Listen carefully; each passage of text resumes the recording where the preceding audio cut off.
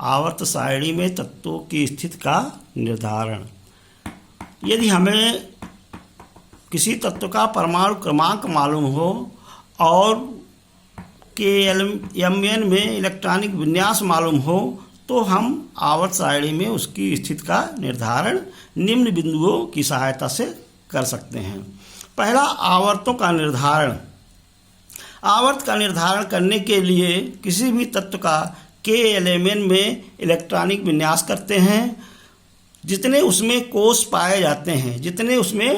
पाए जाते हैं वह उसी आवर्त का तत्व होता है। जैसे आयरन 26 का जो इलेक्ट्रॉनिक विन्यास होता है 2, 8, 14, 2। अब इसमें आप देखिए चार आवर्त हैं Kl-Mn, तो अतः यह फोर्थ आवर्त का तत्व होगा। अब बढ़ते हैं वर्ग संख्या का निर्धारण। वर्ग संख्या का निर्धारण करने के लिए 3 बिंदु मुख्य हैं। पहला है, यदि किसी तत्व के बाह्य कोश में 2 या 8 इलेक्ट्रॉन पाए जाते हैं तो वह शून्य समूह का तत्व होगा। जैसे नियार है, इसका इलेक्ट्रॉनिक विन्यास करते हैं तो 2, 8, इसके बाह्य कोश में 8 इलेक्ट्रॉन है, अतः यह शून्य समूह का तत्व होगा। दूसरा पॉइंट है, यदि किसी तत्व के बाह्य एक कोश अपूर्ण है तो उनकी वर्ग संख्या बाह्य कोश में उपस्थित इलेक्ट्रॉनों की संख्या के बराबर होती है। जैसे क्लोरीन का परमाणु क्रमांक 17 है, इसका इलेक्ट्रॉनिक विन्यास 2, 8, 7 होता है। इसके बाह्य कोश में 7 इलेक्ट्रॉन उपस्थित हैं, अतः यह 7th A उपवर्ग का तत्व होगा।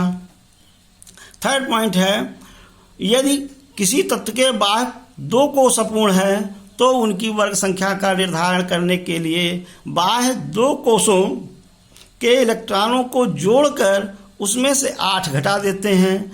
यदि शेष संख्या का मान 8 से कम होता है तो वह उसी वर्ग का होता है।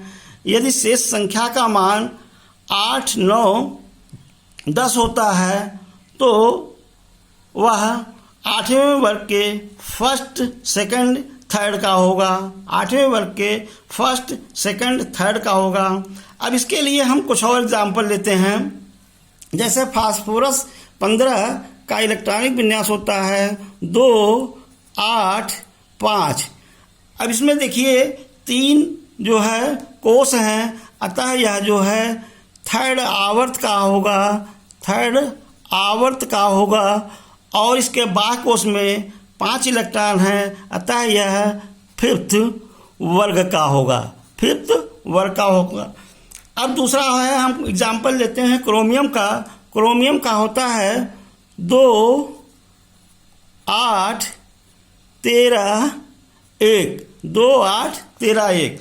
अब बाह्य 2 कोशों के इलेक्ट्रॉनों को अगर हम जोड़ लें तो 13, 1, 14 होता है। 14 में से हम 8 घटा देते हैं तो शेष बचता है 6, अतः यह जो है 6B का होता है। 6B वर्ग का होगा और इसमें जो है 4 कोश हैं, 1, 2, 3, 4, तो यह जो है फोर्थ आवर्त